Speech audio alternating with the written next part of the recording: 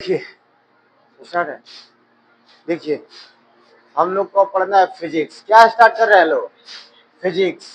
बताइए क्या स्टार्ट कर रहे हैं लोग? फिजिक्स को हिंदी में क्या कहते हैं? बताइए तो। भौतिकी विज्ञान। फिजिक्स को हिंदी में क्या कहते हैं? भौतिकी। भौतिकी कहते हैं। क्या कहते हैं? भौतिकी।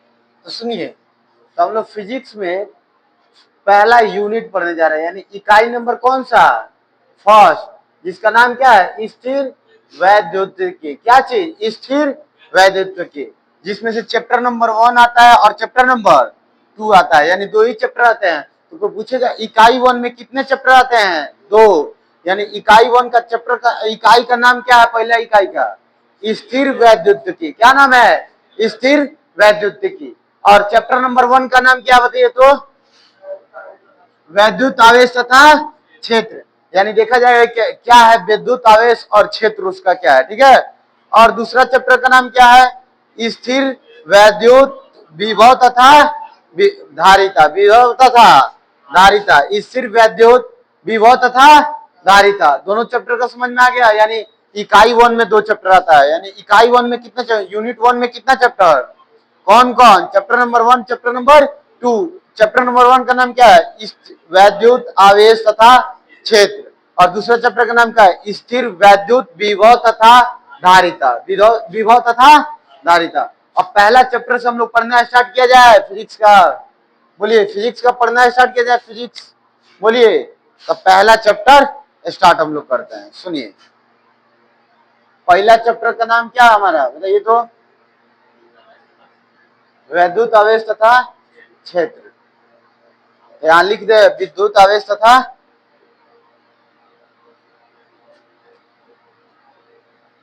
क्या नाम है हम लोग का चैप्टर नंबर?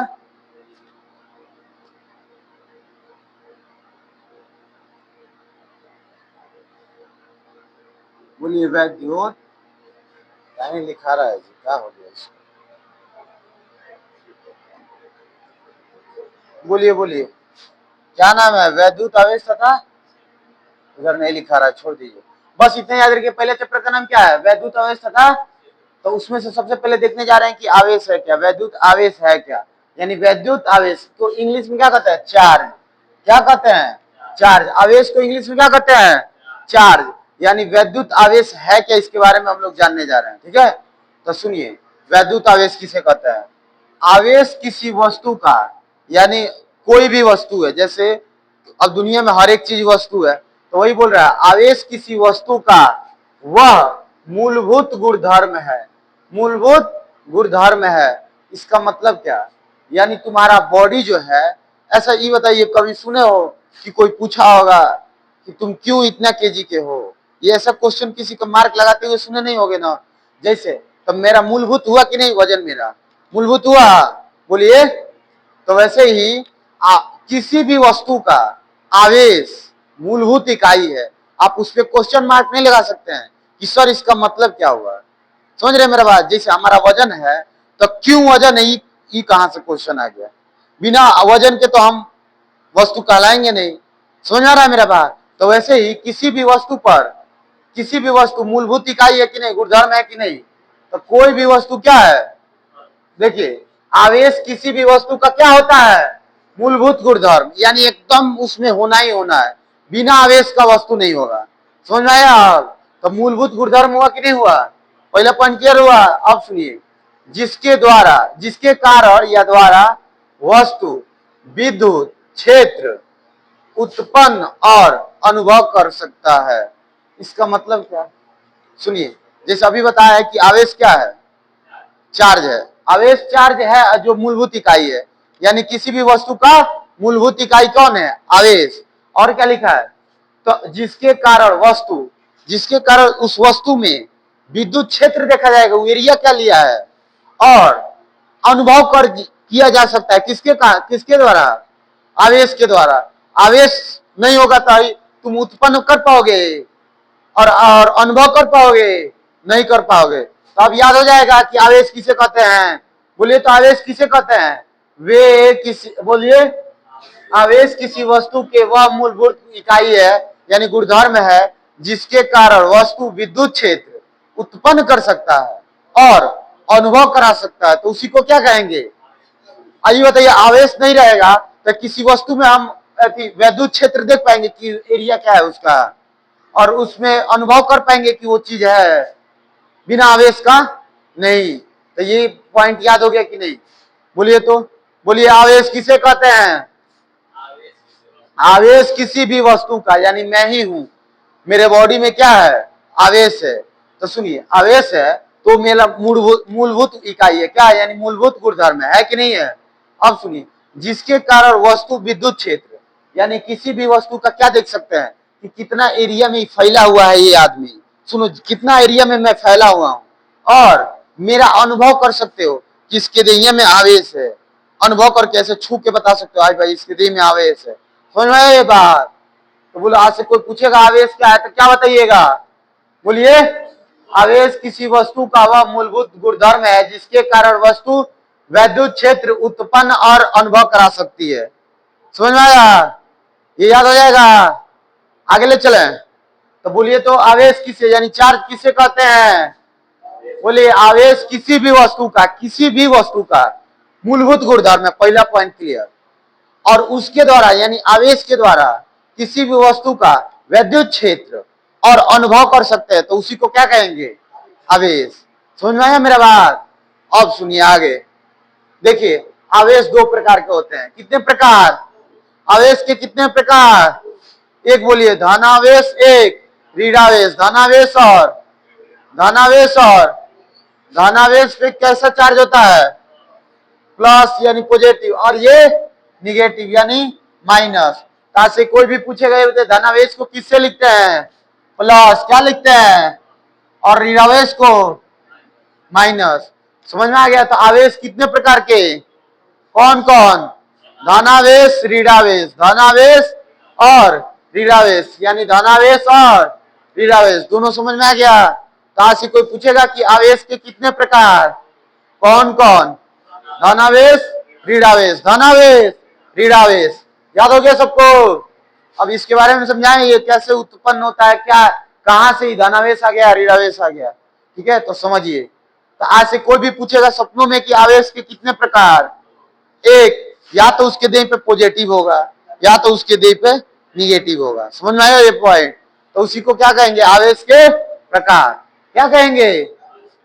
अब सुनिए अगला पॉइंट। सुनिए, एक चीज थोड़ा सा बताना चाहते हैं। देखिए, जैसे सुनिए, अगर प्लस प्लस एकदम सामने सामने आ जाएगा तो ये दूर भागेगा। क्या होगा? यानी कोई भी प्लस प्लस एक सामने लाओगे तो ये कहां होगा? दूर भागेगा। तो उसी को क्या कहते हैं? समजात आवेश कहते हैं। यानी एक एक जात का है, देख रहे हो? तो इसी को क्या कहोगे? समजात। क्या कहोगे? जैसे यहाँ पे माइनस माइनस है तो ये भी दूर भागेगा। यानी ये दोनों माइनस माइनस है तो क्या दोनों कहां भागेंगे? दूर। क्या भागेंगे? तो उसी को क्या कहेंगे? समजात के कहेंगे। समजात नहीं है जी, समजात नहीं है, एकदम जात जात सेम है। तो इसको क्या कहेंगे? समजात आवेश। तो इन दोनों समजात आवेश को हम लोग क्या करता है? ये प्रतिकर्षण करता है। प्रतिकर्षण का मतलब होता है दूर भागता है। क्या क्या भागता है? दूर भागता है। जैसे समझो, जैसे मान लो कि कोई लड़का लड़की है, ठीक है? ऐसे समझ सकते हो कि कोई लड़का लड़की है, अब उस ज्यादा दिन एक साथ रह जाने के पास क्या होता है? थोड़ा सा दूरी बन जाता है। नया नया जो लव स्टोरी वाला स्टार्ट होता है, बाप रे बाप, वो दिन भर लपटाई रहता है सब बेचारा। वो सब एकदम देखो, वो सब करता है लोग कौन सा आवेश? आकर्षण करते हैं सब। और ये जो एकदम दूर भागते रहता है, जना का ब्रेकअप हो जाता है, उसको क्या कहोगे? प्रतिकर्षण। क्या कहोगे? कहां से कोई भी पूछेगा ये बताइए कि प्लस प्लस मिलेगा तो प्रतिकर्षण होगा कि आकर्षण होगा? प्रतिकर्षण हो गया, यानी भागेगा, दूर भागेगा। यानी ये दोनों देख रहे हो, दूर दूर भाग रहा है। समझ रहे हो मेरा बात? कहां से कोई भी पूछेगा प्लस प्लस मिलता है तो क्या होता है? इसको क्या कहते हैं पहले ही बताओ? समजात कहते हैं, क्योंकि समजात है। माइनस माइनस भी क्या है? समजातीय है। तो समजात समजात मिलता है तो क्या होता है? प्रतिकर्षण होता है, यानी दूर भागता है। दोनों दोनों अगर पॉजिटिव है तो ये क्या करेगा? प्रतिकर्षण, यानी दूर भागेगा। और सुनो, अब एकदम अलग अलग मिल जाए, पॉजिटिव और निगेटिव मिल जाए, ये दोनों क्या करेंगे? एक दूसरे के पास आएंगे। जैसे नया नया लव स्टोरी स्टार्ट होता है तो क्या होता है, एकदम पास पास आता है, तो उसको क्या कहते हैं, विजातीय आवेश। देख लो विजाति नहीं है जी, अलग अलग जात नहीं है इसका, तो विजाति हुआ। तो विजातीय आवेश क्या करते हैं, आकर्षण, एक दूसरे के पास आते हैं। कहाँ आते हैं, पास आते हैं, एक दूसरे के पास आते हैं। क्लियर हो गया। तो बोलिए ऐसे कोई पूछेगा, ये बताइए सजातीय और विजातीय में अंतर बता देंगे। सजातीय प्रतिकर्षण करेगा, विजातीय आकर्षण करेगा। क्लियर। कहा से कोई भी सपना में पूछे कि ये होता है प्लस माइनस या माइनस प्लस, सजातीय करेगा कि वो विजातीय रहेगा, तो विजातीय। अब विजातीय क्या करता है, आकर्षण, यानी एक दूसरे के पास आता है, एक दूसरे के पास आता है। अगले चले। तो अब देखिए दूसरा पॉइंट हम लोग सीख गए, प्रकार देख लिए, अंतर समझ में आ गया। अब ये कैसे उत्पन्न होता है इसके बारे में सीखते हैं। तो देखिए क्या लिखा है, आवेश की संकल्पना। क्या लिखा है, आवेश की संकल्पना। तीसरा पॉइंट बताइए तो पहला पॉइंट में क्या लिखे थे, आवेश। तो आवेश क्या है, आवेश किसी भी वस्तु का गुणधर्म है, यानी मूलभूत गुणधर्म है, जिसके द्वारा वैद्युत क्षेत्र और उसका अनुभव किया जा सकता है। क्लियर। दूसरा पॉइंट हम क्या लिखा है, आवेश के प्रकार। अब आवेश दो प्रकार के होते हैं, कौन कौन, धनावेश, ऋणावेश। धनावेश को प्लस से लिखते हैं, ऋणावेश को माइनस को। अब सुनिए, और ये बताएं आपको कि अगर सेम जात का होगा, यानी माइनस माइनस या प्लस प्लस होगा, तो क्या है, सजातीय है।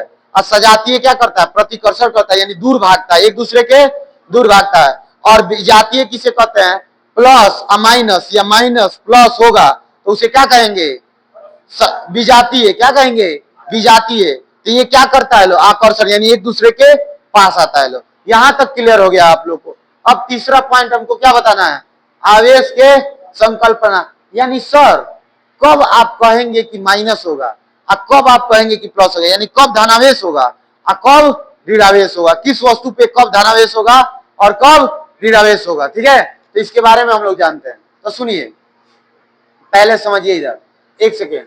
इलेक्ट्रॉन यानी आवेश की संकल्पना इलेक्ट्रॉन के आधार पर दी जाती है। पहला पॉइंट ये याद कर लीजिए कि आज से कोई भी पूछेगा आवेश की संकल्पना किसके आधार पर दी जाती है, इलेक्ट्रॉन के कि प्रोटॉन पे। क्या बताइएगा, इलेक्ट्रॉन पे। किसको बताइएगा, इलेक्ट्रॉन पे। अब सुनिए, इलेक्ट्रॉन जो दान करता है तो उस पर क्या आ जाता है, बोलो, धनावेश आ जाता है। क्लियर हुआ। यानी मेरे बॉडी से, समझो मेरे बॉडी से अगर मैं निकाल दूं एक इलेक्ट्रॉन, तब मैं क्या बन जाऊंगा, धनावेश। क्या बन जाऊंगा। अब सुनो, अब क्या होगा, इलेक्ट्रॉन को मैं ग्रहण कर लूंगा। अब क्या किया, मैं तो निकाल दिया, अब ये मेरा इलेक्ट्रॉन को ग्रहण कर लिया, तो ये क्या हो जाएगा, ऋणावेश। समझे मेरा बात। जो छोड़ा उसको क्या कहोगे, ये क्या बन गया, धनावेश। और जो ग्रहण किया, ऋणावेश। देख रहे हो, समझ में आया। तो बताइए तो जो दान करता है उस पे कैसा चार्ज होता है, धनावेश। यानी जो देता है वो धनावेश यानी धन वाला हो जाता है, और जो ग्रहण करता है वो ऋणावेश यानी एकदम रीढ़ की हड्डी की तरह टूट जाता है, यानी गरीब हो जाता है। समझ में आया। तो याद रहेगा, जो छोड़ेगा वो अमीर, यानी जो दान करेगा वो अमीर बनेगा, और जो ग्रहण करेगा वो गरीब बनेगा, यानी क्या बनेगा, ऋणावेश। समझ में आया। तो बोलिए यहां तक समझ में आ गया। इसके बारे में डिटेल में अब समझाते हैं कि आखिर ऐसा क्यों होता है। तो समझिए पहला पॉइंट, सोडियम का नाम सुने आप लोग, तो देखिए NaCl का नाम सुने हैं, सोडियम क्लोराइड। बोलिए। तो सुनिए उसी में से Na लिए हैं, तो Na एक धनावेश है। क्या है, सॉरी उदासीन है। क्या है, उदासीन है। जितना इसके पास निगेटिव होगा उतना ही क्या होगा इसके पास, पॉजिटिव। समझ में आया। तो उसी को क्या कहते हैं, उदासीन। यानी मान लो मेरे पास 5 रुपया है, ठीक है, इस पैकेट में 5 रुपया, तो इस पैकेट में भी 5 रुपया, तो हम क्या कहलाएंगे, धना उदासीन। क्या कहलाएंगे। तो वैसे ही इसके पास भी मान लीजिए 4 इलेक्ट्रॉन है, तो इसके पास भी 4 है, तो क्या कहलाएगा, धनावेश, उदासीन। क्या कहलाएगा, उदासीन। तो बताएं इसके बारे में समझाएं। देखिए समझाते हैं, सुनिए सब कोई देखिए। जैसे सोडियम है, क्या है, सोडियम। तो ये बताइए सोडियम के इलेक्ट्रॉन जो इलेक्ट्रॉन होता है कितने होते हैं? 11। कितने होते हैं? सोडियम के इलेक्ट्रॉन कितने होते हैं बताइए? 11। अब सुनिए, उसका इलेक्ट्रॉनिक विन्यास लिखते हैं तो 2 8 1 लिखते हैं। क्या लिखते हैं? 2 8 1। तो देखिए 2 8 कितना हो गया? 10 और 1 11। तो ये बताइए, ये अपने कोष्टक को पूरा करने के लिए गलत यहाँ नहीं हो जाएगा? कोष्टक को पूरा करेगा कि नहीं? लास्ट में 8 होना चाहिए कि नहीं? या तो उससे कम होना चाहिए। तो देखोगे गलत नहीं है, 1 है। तो कोनो फायदा है इसके पास रखने से? तो ये क्या करेगा? यहां से त्याग देगा। क्या करेगा? त्याग देगा। यानी क्या करेगा? ये बोलो, त्याग करेगा। क्या करेगा? तो इलेक्ट्रॉन अब कितने बच गए? देखो गधा सब, 11 गो था, यहां से एगो 10 गो 11 में से एगो निकल गया, तो कितना बच गया? 10 गो बच गया। समझे हमारा बात? तो ये समझ में आया इतना पॉइंट? इलेक्ट्रॉन 11 गो था, अब कितना हो गया? 10 गो। अब सुनिए अगला पॉइंट। तो ये बताइए, पॉजिटिव इसके पास 11 है, पॉजिटिव भी कितना है? 11। अभी बताएं कि इलेक्ट्रॉन भी उतना है तो प्रोटॉन भी उतना होगा। समझ में आया? तो ये बताइए, प्रोटॉन क्या किया इसको? बोलिए, बोलो। कुछ नहीं किया। अभी देखो तो सबको समझ में आ गया, प्रोटॉन 11 है और ये इलेक्ट्रॉन कितना हो गया? 10। तो ये बताइए, ये तो छोड़ा है, अभी बताए हैं जो दान करता है। तो देखो यहां लिखा है, इलेक्ट्रॉन का जो दान करता है उसमें क्या आता है? प्लस, यानी धनावेश। देख रहे हो? समझ में आया? ये त्याग किया है तो इसके ऊपर क्या आ गया? धनावेश। क्या आ गया? धनावेश। समझ में आ रहा है? देखिए, जैसे इलेक्ट्रॉन अभी बताया है, यहाँ पे कितना था? 11 था, ये एगो छोड़ दिया, अभी बताए एगो त्याग कर दिया, तो 10 एगो नहीं इसके पास बचा जी। और प्रोटॉन कितना है? 11। ये बताइए, यहाँ कम हो गया, यहाँ ज्यादा है, हो गया कि नहीं? तो यहाँ से क्या किया? छोड़ा है कि ग्रहण किया है? छोड़ा है। क्या किया है? तो छोड़ा है। तो अभी बताएं कि इलेक्ट्रॉन जब कोई भी वस्तु छोड़ता है यानी दान करता है तो क्या उसके ऊपर आ जाता है? धनावेश। देख रहे हो? समझ में आया? पहला पॉइंट क्लियर हुआ। अब दूसरा पॉइंट फिर देखिए एक बार बताया। तो देखिए क्या लिखे हैं, जैसे Na प्लस लग जाएगा, 1 भी लिखिएगा तो कोई दिक्कत नहीं है, Na1, क्योंकि प्लस का मतलब ही 1 होता है। समझ में आया? तो देखते हो Na प्लस Cl माइनस रहता है। समझ में आया? तो काहे रहता है इसका मतलब समझ में आ गया? क्योंकि ये एगो इलेक्ट्रॉन क्या किया है? दान किया है। क्या किया है? दान किया है। तो Na प्लस होगा इसके ऊपर, क्योंकि प्लस अभी बताया ना जी, धनावेश को कहते हैं प्लस, तो इसके ऊपर का Na लगेगा, Na प्लस। पहला क्लियर हुआ। दूसरा पॉइंट सुनिए, दूसरा पॉइंट। अब देखिए, क्लोरीन है, Cl है कि नहीं है? बोलिए। तब देखिए, क्लोरीन जो होता है इसके इलेक्ट्रॉन और प्रोटॉन सेम सेम है कि नहीं है? 17 उसके पास भी है, 17, क्योंकि उदासीन है, ये उदासीन है, तो 17 इसके पास भी है, 17 इसके पास। ये बताइए, 17 को जब लिखेंगे तो 2 8 7 लिखेंगे। तो ये बताइए, लास्ट कक्षा में कितना इलेक्ट्रॉन? 8। 8 चाहिए, कितना है? लेकिन 7 गो है, 8 गो चाहिए, कितना है? 7। तो ये घबरा गया है कि नहीं घबरा है? तो ये बताओ, Na छोड़ा है एगो, याद आ रहा है? Na छोड़ा है, तो ये बताइए छोड़ा है, तो यहाँ पे आके इलेक्ट्रॉन एगो हम जोड़ दिए, तो ये एगो 18 नहीं हो गया? 17 को था तो वो छोड़ा है Na, और सोडियम हमारा छोड़ा है। क्या किया है? छोड़ा है।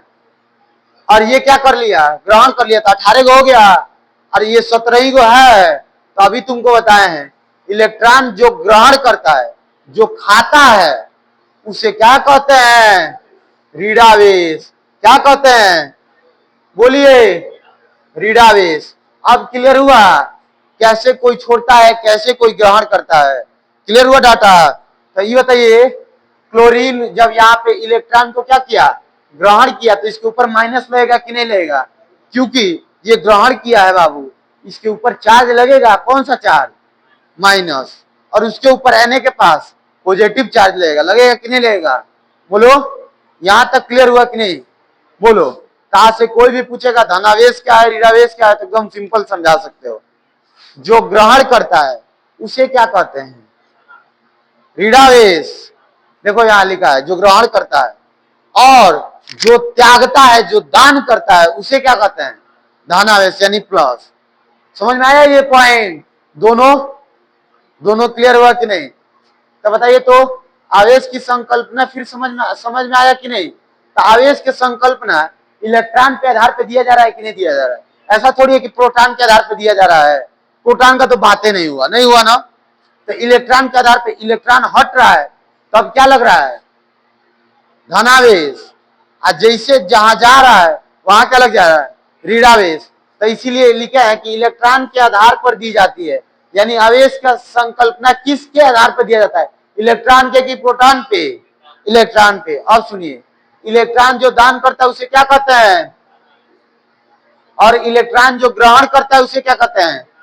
ऋणावेश। याद हो गया? याद हो गया कि नहीं?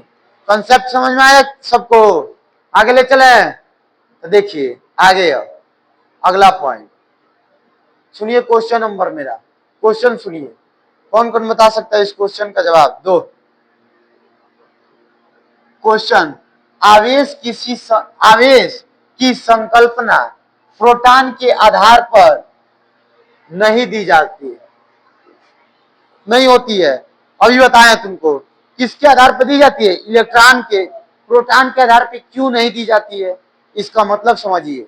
आखिर प्रोटॉन के, इलेक्ट्रॉन प्रोटॉन दोनों है। एक वस्तु में क्या होता है? इलेक्ट्रॉन प्रोटॉन और न्यूट्रॉन। तो इलेक्ट्रॉन के आधार पर दिया जा रहा है क्यों, और प्रोटॉन पे नहीं दिया जा रहा है क्यों? तब प्रोटॉन पे क्यों नहीं दिया जा रहा है ये सिखा दे रहे हैं। इलेक्ट्रॉन पे दिया जा रहा है क्यों वो सिखा दिए, और प्रोटॉन पे क्यों दिया नहीं जाता है इसके बारे में समझाते हैं। क्लियर? तो समझिए, जो प्रोटॉन जब दान करता है, यानी प्रोटॉन का जो द्रव्यमान होता है, बोलिए प्रोटॉन का जो द्रव्यमान होगा, समझिए मेरा बात, वो इलेक्ट्रॉन के द्रव्यमान का लगभग 1837 गुना होता है। बाप रे, समझ रहे हो कितना गुना? 1837 गुना होता है। यानी इलेक्ट्रॉन जितना, मान लीजिए इलेक्ट्रॉन का वजन है, जैसे तुम्हारा वजन है 3 किलो, अकोनों का वजन है 7 किलो, 6 किलो, तो तुमसे दुगुना है कि नहीं है? है कि नहीं है? है ना? तो वैसे ही जो इलेक्ट्रॉन है उससे प्रोटॉन कितना गुना अधिक है? 1837 गुना है। 1837 गुना है। कितना गुना? ये बताओ, ये ज्यादा भारी है कि नहीं? तो कोई भी भारी चीज को जल्दी कोई वस्तु खींचेगा, काम करेगा नहीं। तो ये एकदम स्थिर रहता है। समझ में आया? क्यों स्थिर रहता है? आप समझ में आ गया? क्योंकि इलेक्ट्रॉन छटपटात रहता है एकदम हल्का सा। देखते हो कौन कौन लड़का एकदम बेहुदा होता है, सब छटपटात रहता है सब, और कौन कौन भोथा होता है सब। तब प्रोटॉन क्या है? भोथा है, गोबर है। और इलेक्ट्रॉन क्या है? चंचल है, एकदम पकलोल की तरह इन्होंने नाचते रहता है। समझ में आया? कि इलेक्ट्रॉन नाभिक के क्या चारों तरफ नाचते रहता है, लेकिन प्रोटॉन नाचता है जी नहीं, क्योंकि प्रोटॉन इतना भारी है, इतना भारी है कि उठबे नहीं करेगा। समझ में आया? बोलो, सबको क्लियर हुआ कि नहीं हुआ? ताकि से कोई पूछेगा कि बताइए आवेश की संकल्पना किसके आधार पर दी जाती है? इलेक्ट्रॉन के आधार पे। किसके आधार पे? और कोई पूछ दे कि आवेश की संकल्पना प्रोटॉन के आधार पे क्यों नहीं दी जाती है? क्योंकि इलेक्ट्रॉन के द्रव्यमान से, प्रोटॉन के द्रव्यमान से इलेक्ट्रॉन का द्रव्यमान लगभग 1837 गुना अधिक होता है। यानी सोच रहे हो कितना गुना है जी? तब सुनो, तो इलेक्ट्रॉन का आवेश कितना होता है बताइए तो? इलेक्ट्रॉन का आवेश का द्रव्यमान कितना होता है? -1.6 गुणे 10⁻19 कूलाम। कितना? 19 कूलाम। तो इलेक्ट्रॉन का आवेश कितना होता है? यानी देखिए इसका कितना गुना है, वो देख रहे हैं, इतना है हमारा इलेक्ट्रॉन का वजन। समझिए, इलेक्ट्रॉन मेरा इतना है, और देख रहे हैं कितना गुना ये मेरा वो क्या बोलते हैं प्रोटॉन है। तो फर्क हो गया कि नहीं हो गया? तो ज्यादा भारी हो गया तो भारी चीज जल्दी कूदता है नहीं। तो यहां से क्लियर हो गया कि नहीं डाटा? अब सुनिए, तब प्रोटॉन का आवेश कितना होता है ये याद कर लेना है। ऑब्जेक्टिव में क्वेश्चन पूछता है कि इलेक्ट्रॉन का आवेश कितना होता है, तो क्या बताइएगा? -1.6 गुणे 10⁻19 कूलाम। बोलिए -19 कूलाम। कितना कहिएगा? -19 कूलाम। बोलिए तो, बोलिए तेज बोलिए। -1.6 गुणे 10⁻19 कूलाम, यानी 19 कूलाम। याद हो गया सबको? आपसे कोई पूछ दे कि आवेश का बताइए तो इलेक्ट्रॉन का आवेश क्या होता है, कितना बताइएगा? -1.6 गुणे 10⁻19 कूलाम। क्लियर हो गया सबको? सी को कहते हैं क्या? कूलाम। क्या कहते हैं? कूलाम। बोलो, कूलाम। तो यहां तक क्या हो गया? अब कोई पूछ ले कि प्रोटॉन का आवेश क्या होता है, तो ये बताओ, ई माइनस में है जी, कर्जा में है, और हाई प्रॉफिट में है, यानी धनावेश है। तो ये कितना है? देखिए खाली उसका प्लस माइनस का फर्क है, देख रहे हैं है कि नहीं है? तो बताइए तो ई कितना होता है? प्लस 1.6 इंटू 10⁻19 कूलाम, होगा कि नहीं? तो प्रोटॉन का आवेश कोई पूछेगा तो क्या बताओगे? बोलो,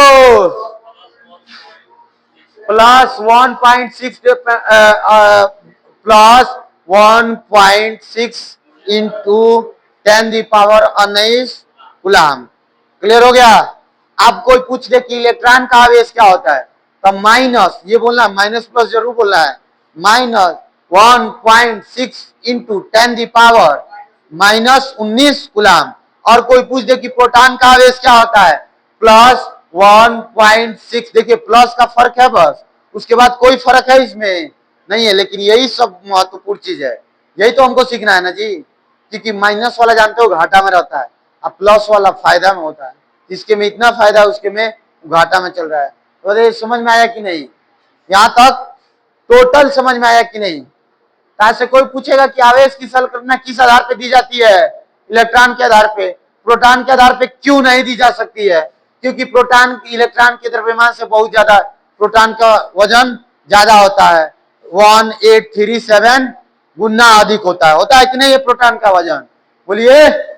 अब कोई पूछ दे इलेक्ट्रॉन का आवेश क्या होता है, -1.6 इंटू 10⁻19 कूलाम। कोई पूछ दे कि प्रोटॉन का आवेश क्या होता है, तो कह दीजिएगा +1.6 इंटू 10⁻19 कूलाम। यहां तक सबको याद हो गया? ले चले आगे, बोलिए पीछे का सब कुछ याद हो गया कि नहीं हो गया? तो देखिए अब हम चलते हैं आवेश के मात्रक पे। किस पे? आवेश के मात्रक। ये क्या होता है, इसका मतलब समझिए। आवेश को किससे लिखते हैं? या तो बड़ा क्यू या तो छोटा क्यू। समझ में आया? से कोई पूछेगा आवेश का किससे प्रतीत है, प्रतीत किससे करते हैं, यानी उसको किससे लिखते हैं, या बड़ा क्यू या छोटा क्यू। तो यहां तक सबको पता चल गया। तो आवेश का मात्रक देखते हैं। क्या देखते हैं? आवेश का मात्रक। तो सुनिए, आवेश का SI मात्रक होता है कूलाम। क्या होता है? आज से कोई सपने में पूछेगा आवेश का SI मात्रक बताइए, क्या बताइएगा? क्या बताइएगा? तेज बोलिए। आवेश का SI मात्रक क्या होता है? क्या होता है? कूलाम। आज से सपनों में कोई पूछेगा कि आवेश का SI मात्रक क्या होता है, तो क्या बताइएगा? कूलाम। क्या बताइएगा? कूलाम। आगे चले, बोलिए आगे चले यहां से। तो आज से कोई भी पूछेगा आवेश का SI मात्रक क्या बताइएगा? कूलाम। अब सुनिए, आवेश का कोई CGS मात्रक पूछ ले तो क्या बताओगे? Straight coulomb. क्या बताओगे? Straight coulomb. कौन सा बताओगे? क्या बताइएगा? तेज बोलिए। आवेश का CGS मात्रक क्या होता है? आवेश का SI मात्रक क्या होता है? कूलाम। और आवेश का CGS मात्रक क्या होता है? Straight coulomb. क्या होता है? Straight coulomb. ताकि से कोई पूछे कि आवेश का SI मात्रक कूलाम, और SI, और ये बताइए आवेश का CGS मात्रक स्ट्रेट कूलाम। क्या बताइएगा? Straight coulomb. यहां तक याद हो गया सबको? आगे क्वेश्चन, आवेश का EMU यानी विद्युत चुंबकीय मात्रक, यानी एक कूलाम बराबर कितना EMU होता है?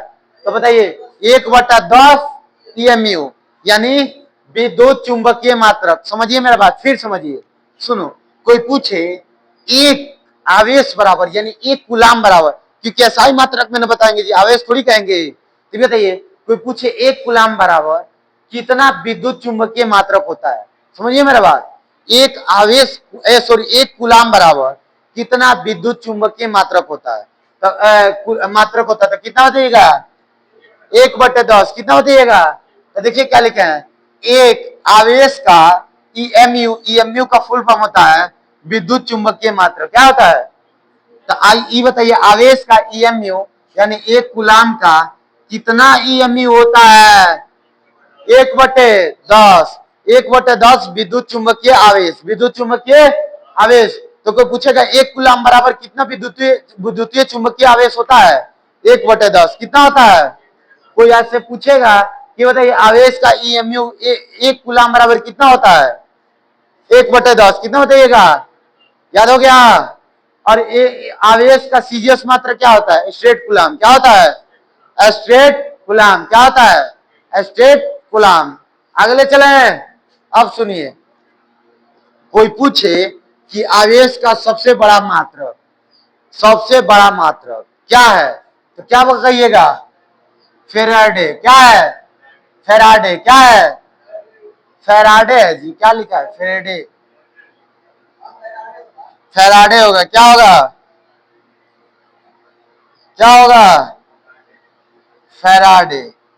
यहां गलत लिखा हुआ है, इसको साफ करनी। बताइए तो क्या होगा बाबू? फेराडे होगा।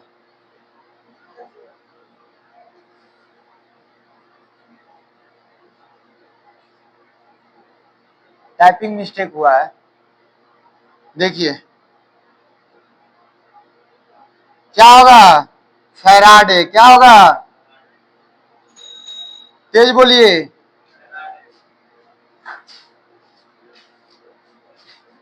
फेराडे। तो कोई पूछे कि बताइए आवेश का मात्रक, कोई पूछे तो क्या बताइएगा? सबसे बड़ा मात्रक। आवेश का मात्रक नहीं पूछ रहे हैं कि आवेश का सबसे बड़ा मात्रक क्या होता है? फेराडे। क्या होता है?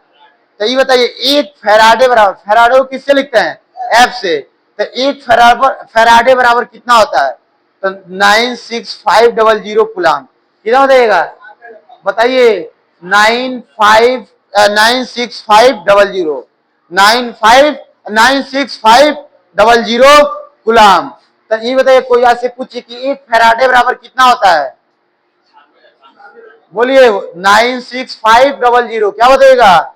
96500 कूलाम। 96500 कूलाम। बता दीजिएगा। तो कोई पूछे आवेश का सबसे बड़ा मात्रक क्या है? बोलिए। फेराडे। क्या है? तो कोई पूछ दे कि एक फेराडे बराबर कितना कूलाम होता है? 96500 कूलाम। 96500 कूलाम। याद हो गया सबको? याद हो गया? ताकि कोई पूछेगा कि आवेश का SI मात्रक कूलाम। आवेश का SI मात्रक, आवेश का सीजीएस मात्रक स्ट्रेट कूलाम। क्या होगा? आवेश का ईएमयू मात्रक यानी विद्युत चुंबकीय मात्रक एक। बताइए तो कितना होता है? एक कूलाम बराबर कितना ईएमयू होता है? 1/10 यानी कितना विद्युत चुंबकीय यानी कितना विद्युत आवेश होता है? कितना होता है? 1/10। और कोई पूछ दे कि आवेश का सबसे बड़ा मात्रक, तो क्या बताइएगा? फेराडे। क्या बताइएगा? फेराडे को किससे लिखते हैं? एफ से। तो एक एफ बराबर यानी एक फेराडे बराबर कितना होता है? 96500 कूलाम। कितना होता है? यहां तक सबको याद हो गया? अब सुनिए, कुछ महत्वपूर्ण चीज यहां ले रहे हैं जो डेली लाइफ में यूज होता है। कुछ अन्य मात्रक क्या देखने जा रहे हैं लोग? ये क्वेश्चन जब सॉल्व करेंगे वहां ये आएगा बार बार। ठीक है? जब न्यूमेरिकल करेंगे तो ये क्या करेगा? बार बार एंट्री मारेगा। इसका मतलब क्या होता है तो सीखिए।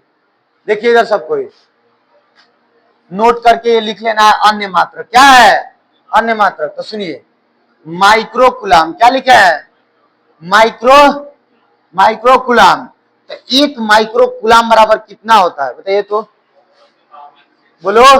10 के घात -6 कूलाम। कितना? 10⁻⁻6 कूलाम। कितना? 10⁻⁻6 कूलाम। तो कोई पूछेगा एक माइक्रो कूलाम बराबर कितना होता है? 10⁻⁻6 कूलाम। कितना? कोई पूछे कि एक माइक्रो कूलाम बराबर कितना होता है? 10⁻⁻6 कूलाम। 10⁻⁻6 कूलाम। यहां तक याद हो गया? सी को कूलाम लिखते हैं सी से। समझ में आया? तो डाउट में नहीं रहना है। तो यहां तक बताइए तो सबको याद हो गया तो कोई पूछेगा एक बताइए तो हमको 1 माइक्रो कूलम बराबर कितना होता है? बोलो 10⁻⁻6 कूलम, 10⁻⁻6 कूलम। तो 1 माइक्रो कूलम बराबर 10⁻⁻6 कूलम। अब सुनिए 1 नैनोमीटर बराबर, यानी कोई पूछे 1 नैनोमीटर बराबर कितना होता है? 10⁻⁻9 कूलम। कितना बताइएगा? 10⁻⁻9 कूलम। वहां कितना था? 6 था, यहाँ कितना है? 9 है। तो बताइए तो कोई पूछे कि 1 नैनोमीटर बराबर, 1 नैनोमीटर बराबर कितना कूलम होता है?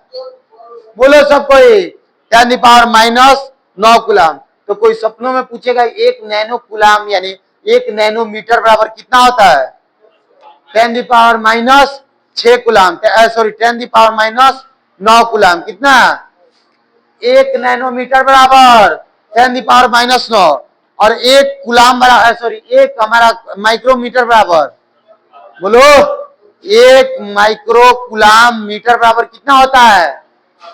बोलो -6 कूलम, 10⁻⁻6 कूलम। और कोई पूछ दे कि 1 नैनोमीटर बराबर कितना होता है? 10⁻⁻9 कूलम। अगला 1 पीको बराबर, 1 पीको कूलम बराबर कितना होता है? कितना मीटर होता है बताइए तो? 10⁻12 कूलम। कितना बताइएगा? तो 1 पीको बराबर कोई पूछेगा तो उसका आंसर क्या? मतलब इसका मतलब ये होता है, कहीं पीको लिखा होगा ना क्वेश्चन में तो उसका मतलब क्या समझोगे?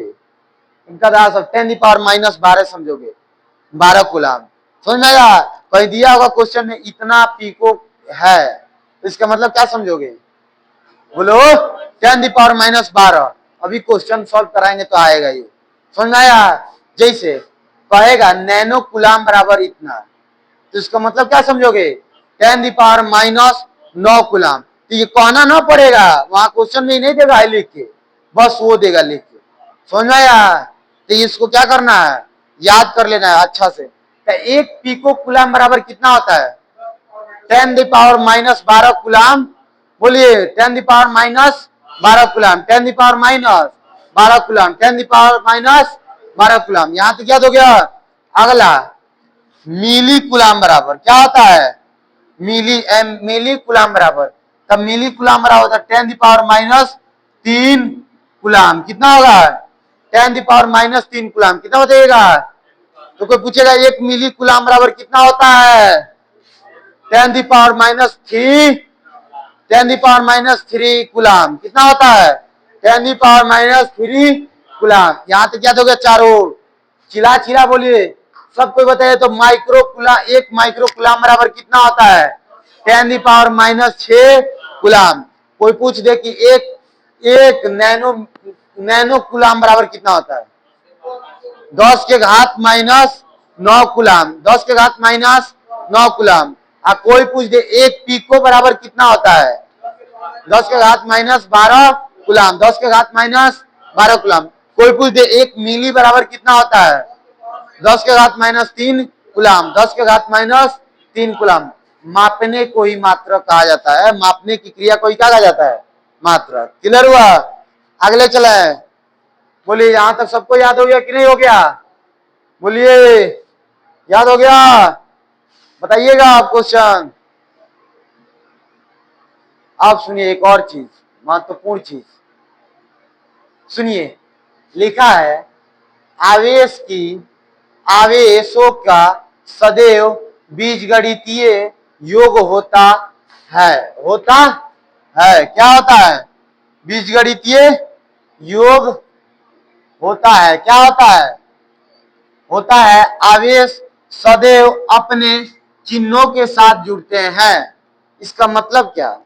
मतलब कहने का मतलब आवेश ऐसा चीज है ना जिसको तुम गुणा भाग कुछ भी करके लाना है, ऐसा नहीं है कि तुम छोड़ दोगे। समझ आ रहा है? आवेश ऐसा चीज है जिसको तुम बीज गणितीय योग लाओगे। क्या करोगे? बीज गणितीय योग भी अपना सकते हो और उसके चिन्ह के साथ लिखना है। यानी प्लस है तो प्लस में लिखना है, माइनस है तो माइनस में लिखना है। वही चीज तो लिखे हैं, वही चीज ने लिखा है जी कि आवेशों का सदैव बीजगणितीय योग होता है। बीजगणितीय ऐसा नहीं कि बिना बीजगणितीय नहीं होगा। जैसे एग्जांपल, जैसे मान लीजिए आवेश 1 है, आवेश 1 के पास कितना है? 2 कूलम। और आवेश दूसरे के पास कितना है, -3 कूलम। तो इन दोनों को जोड़ोगे, आवेश 2 और आवेश 1 को जोड़ोगे तो ये बताइए, तो 2 इसका 2c आया 2 कूलम प्लस -3 कूलम, तो घटाओगे तो 1 कूलम आएगा कि नहीं आंसर, बोलो 1 कूलम आएगा। तो देखोगे तो ऐसा कहीं हम छोड़े हैं, कोई भी चीज छोड़े हैं इसमें, तो इसमें कुछ छोड़ोगे आवेश में, तो आवेश में कुछ छोड़ना ही नहीं है। ये नहीं कि तुम नेगेटिव मत भूल जाना, वो भूल जाओगे तो क्वेश्चन गलत हो जाएगा। तो समझ में आया इसके बाद मतलब क्या बताना चाह रहे हैं। तब कभी भी ये बताइए, आवेश का बीजगणितीय योग होता है कि नहीं होता है, ऑब्जेक्टिव में एकदम नॉर्मल क्वेश्चन पूछता है कि ये बताइए, आवेश बीजगणितीय योग के काबिल होता है कि नहीं होता है, होता है, होता है कि नहीं होता है। और चिन्ह के साथ लिखते हैं कि नहीं लिखते हैं, एकदम लिखते हैं। देखिए चिन्ह के साथ लिखे हैं, सबको लिखे कि नहीं लिखे हैं, चिन्ह के साथ लिखे हैं। कहा से कोई सपनों में पूछेगा आवेश का बीजगणितीय योग होता है कि नहीं होता है, होता है। और एक सदैव क्या होते हैं, चिन्ह के द्वारा लिखे जाते हैं, चिन्ह के द्वारा लिखे जाते हैं। अभी समझा दिए, जैसे आवेश 1 है और आवेश 2 है, आवेश 1 के पास 2 कूलम है, आवेश 2 के पास -3 कूलम है। तो इन दोनों को जोड़ोगे, आवेश 1 और आवेश 2 को, तो आवेश 1 कितना है 2 कूलम और आवेश 2 कितना है -3 कूलम। इन दोनों को जब घटाओगे तो -1 कूलम आएगा कि नहीं आएगा, एकदम आएगा, क्योंकि यह माइनस ज्यादा है यहाँ पे, है कि नहीं है, बोलो यहां तक याद हो गया कि नहीं हो गया टोटल चीज। कोई सपना में भी पूछे अब कि बताइए आवेश क्या है, तो क्या बताइएगा। देखिए हम लोग स्टार्ट कहां से किए थे, सुनिए। कोई पूछे कि आवेश क्या है तो क्या बताइएगा, आवेश किसी वस्तु का वेग मूलभूत गुणधर्म है। बोलिए बोलिए, सुनिए, फिर सुनिए मेरे से, सुनिए। आवेश का मतलब क्या होता है, सुनिए। आवेश किसी वस्तु का, यानी यहाँ जो भी वस्तु देख रहे हैं, किसी भी वस्तु का मूलभूत गुणधर्म है, यानी हर एक वस्तु में आवेश होगा ही होगा, बिना आवेश के कोई वस्तु नहीं है, ये जान लेना। तो मूलभूत इसीलिए कह रहे हैं, यानी जैसे कौन कह दे कि तुम कहाँ वजन है तुम्हारे देह में, ये गलत क्वेश्चन नहीं हो जाएगा, बिना वजन के हम रह पाएंगे जी, गलत क्वेश्चन है कि नहीं है। तो वैसे ही तुम उस पर क्वेश्चन नहीं उठा सकते हो कि सर आवेश क्यों मूलभूत गुणधर्म है, एक गधा ये है, किसी भी वस्तु का आवेश क्या है, मूलभूत गुणधर्म है, यानी हर एक वस्तु पे क्या है, आवेश है। समझ में आया। अब सुनिए, जिसके कारण वस्तु वैद्युत क्षेत्र उत्पन्न और अनुभव कराता है, यानी वो आवेश क्या करता है, किसी भी वस्तु का वैद्युत क्षेत्र बताता है, यानी तुम कितना देर में पसरे हो, मतलब कितना दूर में फैले हो, और तुम्हारा अनुभव बताता है कि तुम चल रहे हो कि घूम रहे हो कि फिर रहे हो। समझ रहे हो मेरा बात, तो ये कौन बताता है, आवेश। समझ आया मेरा बात। तो आवेश आज से कोई पूछेगा तो क्या बताइएगा, आवेश किसी भी वस्तु का मूलभूत गुणधर्म है जिसके द्वारा विद्युत क्षेत्र और अनुभव कराता है, कौन, आवेश। तो उसी को क्या कहते हैं, आवेश। क्या कहते हैं, आवेश। आवेश दो प्रकार के होते हैं, एक आवेश को कहते हैं धनावेश और एक को क्या कहते हैं, ऋणावेश। धनावेश पे पॉजिटिव चार्ज होता है और ऋणावेश पे माइनस यानी ऋणावेश।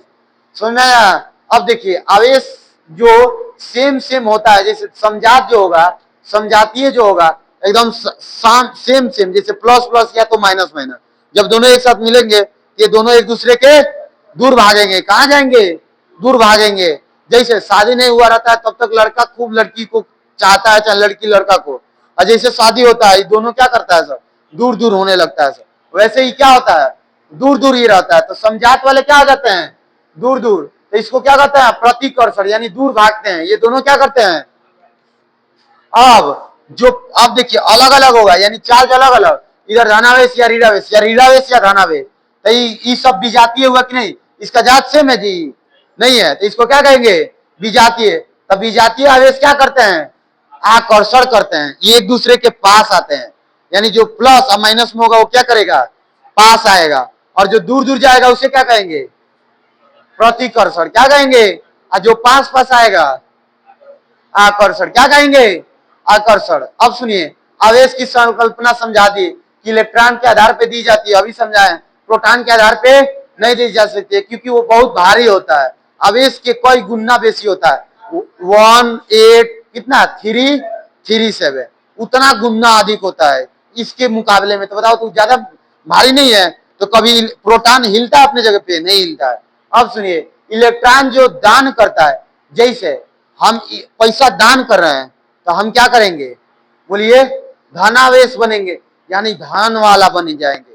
और जो ग्रहण करेगा वो ऋणावेश, यानी वो गरीब होते जाएगा। जो लेगा वो क्या होगा?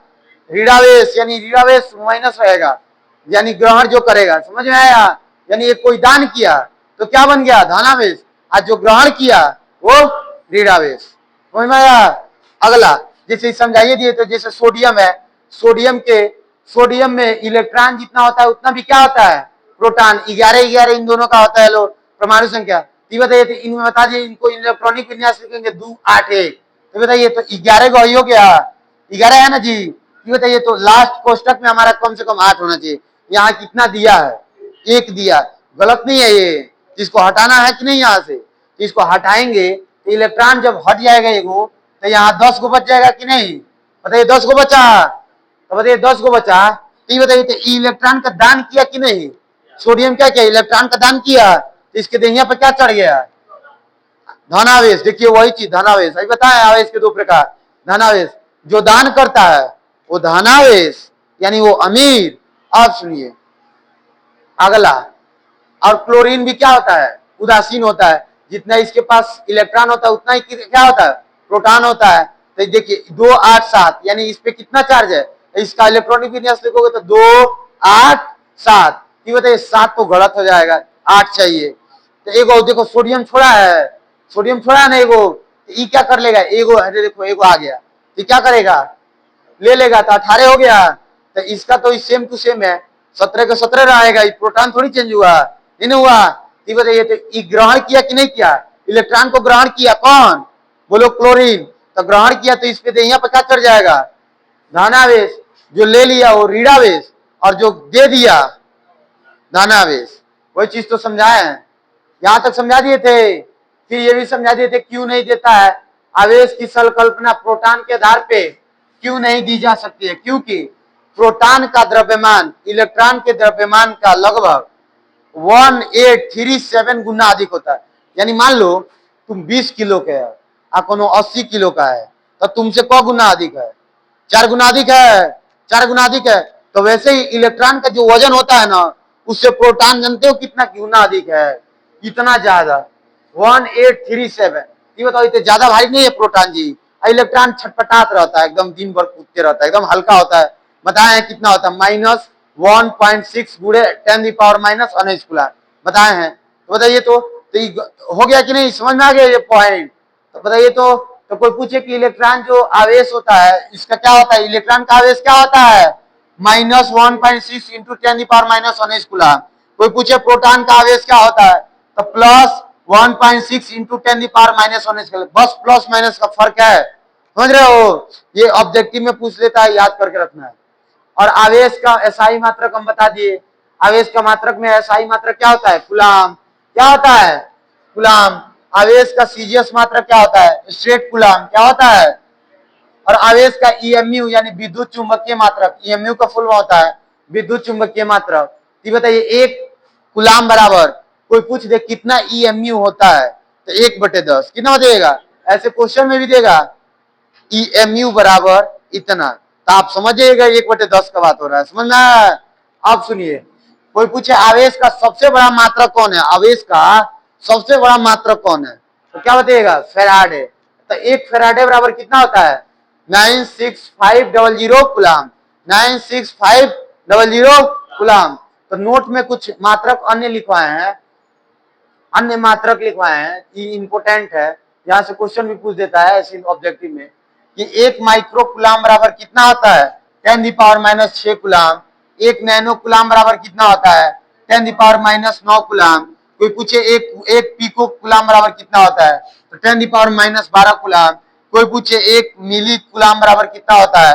10⁻³ कूलम। बोलिए यहां तक सबको समझ में आया कि नहीं आया? बोलिए समझ में आया?